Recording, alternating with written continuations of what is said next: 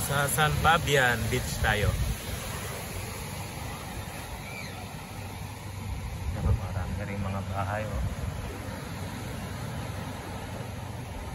Marami na rin mga bahay. Yan, mga cottage. Kung ayaw mag-cottage, may sakyang na ganito, pwede na. Medyo mabato nga lang. Tapos yung yan, buhangin na. Pinong-pino yung buhangin pero itim. Yan, dyan na sila. Ang lakas ng alon dito. Yan yun.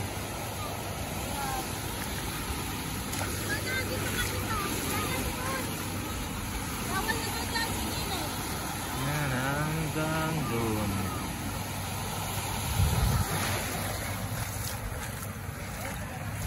Tapos mayroon doong mga banana boat.